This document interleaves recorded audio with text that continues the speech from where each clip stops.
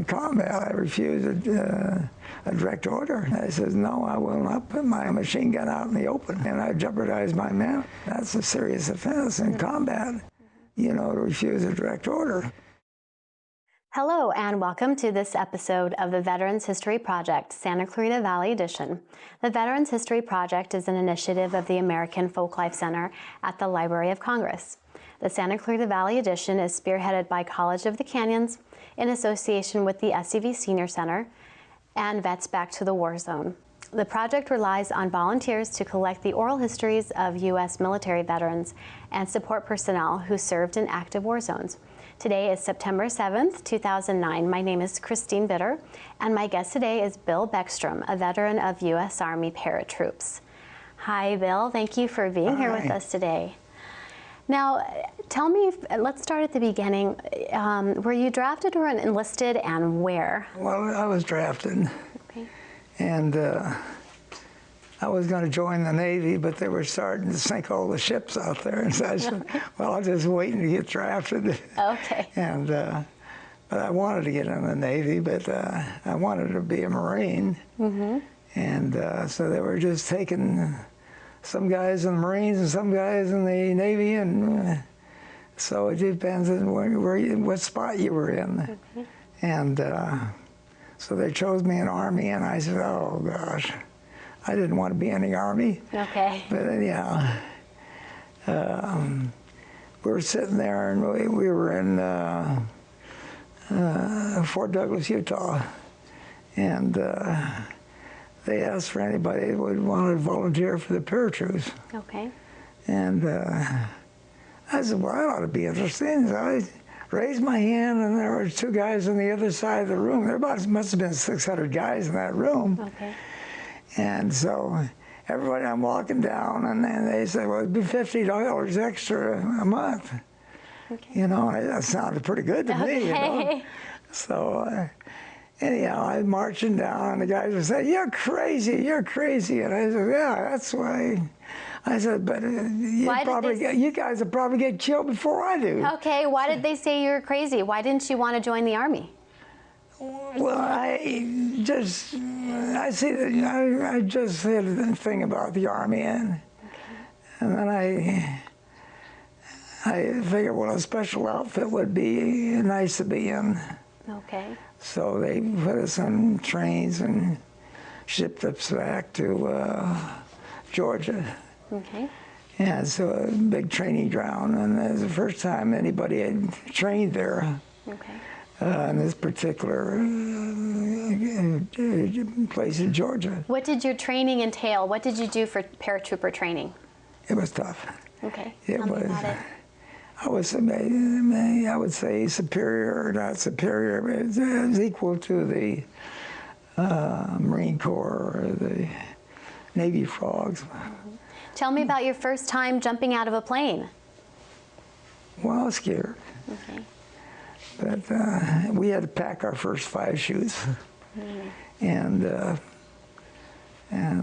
so you're very careful the first few of them, and then they said, well, you get a pass to town if you get it packed real quick, so everybody wanted to get into town. Okay. And so then you had to jump the chute the next day and say, oh, I wish I'd have taken more time with that, you know. Okay. And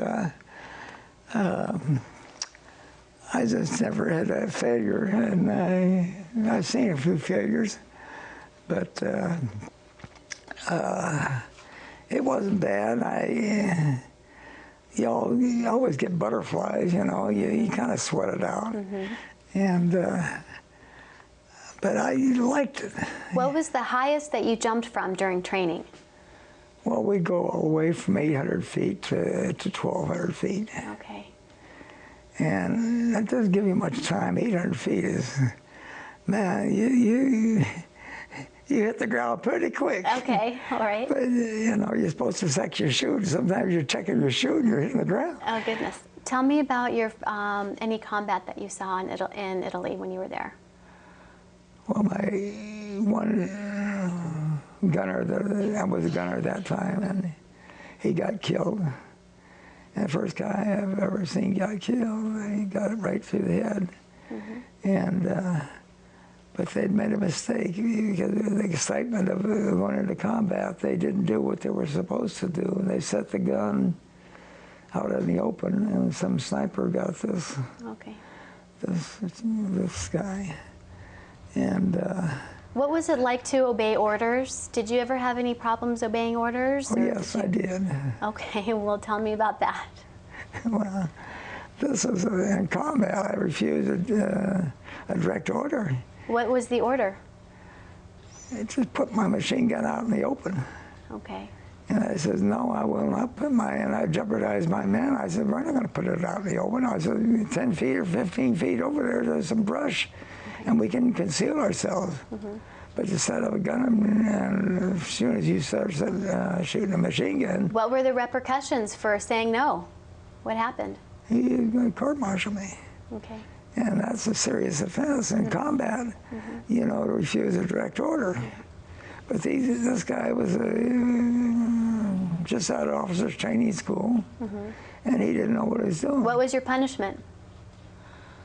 Well, it was pretty tough. And my captain said, you're going to have to go out at 9 o'clock in the morning, and you can't smile, because my smile is my gift. Yeah. So he said, you can't talk to anybody, you just look straight ahead. Okay. And from 9 o'clock to 4. Sitting still, or? No, I had to march around the whole battalion. Oh, okay, all right. Yeah. And I got delirious almost. It was the heat, and the guys kept encouraging me to go on and go on. And I'd collapse, and they'd put water on me and pour water on me. And in fact, I licked water right off the concrete because I had to get moisture in me. Because, Did you fight during the winter season? Tell me about that. Where were you when it was cold? What was your combat situation there? In the Ardennes. In France? Yeah, in Belgium. Were you well equipped for that? Were you warm? How long were you there? Not equipped at all. Okay, tell me about that. We didn't have winter gear. Our boots leaked, and it was. We had a lot of people that lost their toes and their frostbite and so forth. But anyhow, I told this one buddy of mine, I said, we're not going to wake up with frostbitten feet. I said, you run around for half an hour, and then the other one will sleep. Okay. So we did that all night long. Wow.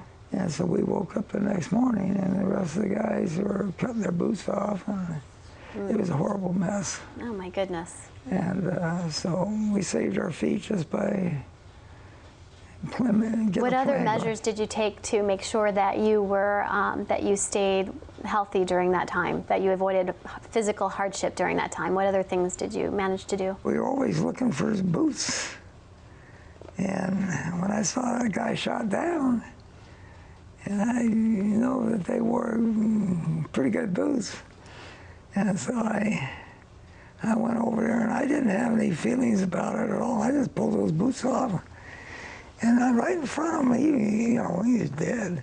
Okay. And I put them on, and I said, oh, man. And I left my boots there. And then I got back to the guys, and they were so jealous. And these are waterproof, too. Wow. And, boy, you were cozy in those. I bet. Some hard feelings over some good boots that you got there. Another thing that I carried was a canteen of gasoline. Okay. And I had a friend in the supply department, and he'd keep me with white gas. And he'd come up and visit me, and he'd bring a little white gas. So when everybody's sitting around cold, I get my pup tent, or my parka, and I get under and I make hot chocolate, because they'd give us these candy bars, and I'd grind them all up and make hot chocolate. And these guys are just begging. I was offered $100 for that thing. Wow, you were wheeling and dealing down there. No, I wouldn't sell that. I wouldn't sell it for $1,000. But it was some things you treasure in combat, you know. Mm-hmm. Tell me a little bit about your Purple Heart here. What happened in association with that? It was for an injury? The war was almost over. Okay. And we had taken this one town, and they needed a couple. My squad was all, there was nobody left. We were wiped out. All right. How did that happen? Where did that happen? We had so many casualties in Belgium. Okay. He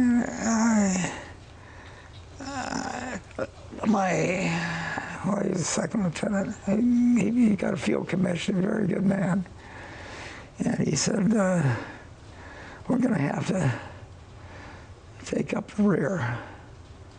And I said, what with? Mm-hmm. I said, just you and me? Mm-hmm. And he said, well, I'll get you some help. Okay. And I said, we're going to get help, a trained man. Okay. And I get up there, and it's all snowing around. I was on a hill and really cold. And here he sends me up with a couple of cooks. I've never been in combat before in her life. Goodness. And so they said, what do we do? And I said, well, there's not much you can do. You don't know anything. I said, if you want to do something, pee on the gun. Okay. I said, we got to keep that gun working. Okay. We can't have it couldn't jam up cold, is that right? Is that what? Yeah, well, okay. I'm afraid it would jam up. And then, you know, they came up and got the cooks in the morning to cook breakfast. Okay. So I was all by myself. And is this what the incident was? Yeah. When you were by yourself there? Yeah. Okay. And I had to take a you know what morning. Okay. Yeah. And so I'm in a squat position. It's embarrassing to say this, but I'm in a squat position, and there this mortar comes in, and the fragment hits this tree and bounces off the tree, makes a direct hit on my... On your rear end, huh? My rear end. Oh my goodness, okay. And so it bled like a son of a gun. I bet it did. But it didn't hurt that much. It didn't, okay. And when I went down, they turned in, you know, the medics. Oh, you walked down? Yeah. Okay. I put some bandages on it, but it wasn't that bad. I mean, it was $1 million wound. So it was, okay. Yeah, absolutely. So the one guy, I told him, I said, it's a good thing I was constipated. He said, that probably saved your life. I guess so. So anyhow, that's a story that we never tell. I never told anybody. In fact, I didn't turn in for a Purple Heart for a long time. Tell me about some of these pictures. Did you make many friends during the war? Tell me about your friends. A lot of friends. Okay. They're mostly all gone now. Okay. In fact, my colonels have passed away, but this guy was a great friend. And what do you remember about him and about this picture? It says niece in the back? Yeah, I drew some good duty down there. You did what? Drew some good duty. Was this a rest R&R here? Yeah. What did you do there? I was got on guard, and then we'd go 12 hours on and 36 hours off. Okay. I mean, really a good deal, you know. Okay. What did you do to have fun? Well, what do most guys do when they want to have fun? Looking for Fraulines again? No. We had to guard the houses built or repute. That's where all the troubles and fights were. And we were supposed to, guys would break up fights, and the guys would have to kick them out if they got out of hand. I see. You had talked to me about how many soldiers died, and that you were one of the few that was left. Tell me about how dangerous it was. They got killed right next to me, and very good. You know, you get close with guys. And, they were your friends, some of them. Yeah. Okay. And then we get letters. We have a magazine that comes out every 4 months. And a lot of these people would like to find out what happened to their fathers and grandfathers, and if anybody knew about them. And I knew them because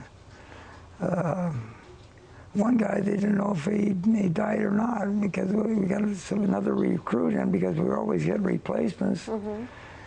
So you were helping people to put the pieces together as to their own relatives, what happened while they were there? Yeah. So on that note, I knew the last things they said, and I was with them and everything about it. And you had said that because of that, you're going to do something special. I think you said on in November. Yeah, my 85th birthday. I'm going to make that'll be my 18th jump. 18th jump. And I'm looking forward to it. That's amazing. You'll be 85 years old. Were you a sergeant during the Battle of the Bulge? Ready? Yeah, all the time. How many men did you see lost during that time? Do you recall? Personally? Well, no, not my whole platoon. Yeah. Well, they were all killed. There were a lot of wounded. A lot of wounded. We probably had 8 guys killed, and the rest were all wounded. Bad wounded too. But some of them, I was always hoping I'd get the $1 million wound. Okay. Maybe he shot the thigh, and then put me back in the clean sheets. And taken out of the action. Nice pretty nurses. You know, I dreamed of that. All right. And it never happened. Oh, okay. But I had a lot of good times in the service. I could knock it off, and I wouldn't dwell on things. Okay. And I never have been that way. When something serious happens, I don't dwell on it. I get it out of my mind. I get it out of my system. Okay. How did you survive during those 5 major campaigns? You saw a lot of soldiers die and were wounded. And how did you survive during that time? What was it special about you that you could survive? You just never know when you're going to get it. You know, you just hope it's not going to be you. Okay. But if it's you, you hope you get a nice wound. You didn't get a nice wound. We went over that. Yeah. Well, sometimes the horrible things I would see after we'd go through and wipe out a bunch of people. And it wasn't pretty. Well, I learned a lot. I became a man from a wild kid. And I've seen some horrible things the Americans do. The Americans aren't pure. And I witnessed a situation that I just had one of my guys get killed. And there was a German soldier down in a little shed. And this one guy wasn't with our outfit. He had straggler kind of. He says, let's go down there, and we got to keep that guy quiet, or you're going to give away our position. So I go down there, and he starts, the guy's showing us his pictures of his family and everything, and this guy said, we've got to get rid of him. I said, no. I said, we can try to be quiet. And he said, he's not going to be quiet. And all of a sudden, he starts shooting. And he shot him, and he killed him. And I took out, I had a little Beretta sidearm, and I took it out, and I pointed right at his head. He fired his whole rifle on it. And I was going to shoot him. I was so ticked off. And he said, you're not going to shoot me, I'm one of your own men. And I couldn't do it. Wow. But I was so mad to do that, inhumane. That's the way you get sometimes. You get bitter and mean, and you just want to kill, kill, kill. Wow. I never was that way. I'd do it if I had to. But some guys are just they become murderers, more or less. But the ones that we really hated or disliked was the SS troops. The things that they did, the towns we were in, what they did to civilians, and it wasn't sweet. What kind of things did you see that the SS did that you didn't like to the civilians? Well, there'd be people down in the cellar, and you go down there with guns and shoot them all. I saw Malmedy, what they did, Germans did there, killing all those Americans. You know, they came up in a pickup truck or trucks and dumped them off, and then shot them all. And a few of them got away, but not many. But I see all this. But one thing I didn't know what was going on with the persecution of the Jews and the camps. You didn't know that at the time? No, nobody did. That it was that much worse? Yeah, pretty bad. But the suffering and the labor camps, what they did to these people is this. The Germans, they were, I mean, they were not the regular German soldier, I'm not the regular, but the SS, and the kids were, they used to call them brown shirts, so they were trained to be they were soldiers. Younger. Yeah, younger, and they were fanatical. And I hated to see the things that they did. And we did a lot of things that were no-nos. A lot of those guys, they were cocky. Even in their capture, they're cocky. And we'd have to have a guy take them down to the rear, and they'd never get there, you know? Because why would a guy put his life in jeopardy taking these guys down? Because you were putting yourself in jeopardy because you could have got shot at any time. So a lot of those guys, but the regular German soldier, he just had his mess kit. And a lot like you. Yeah, and he was at their mercy, you know. They were just drafted, more or less, and they didn't want to fight.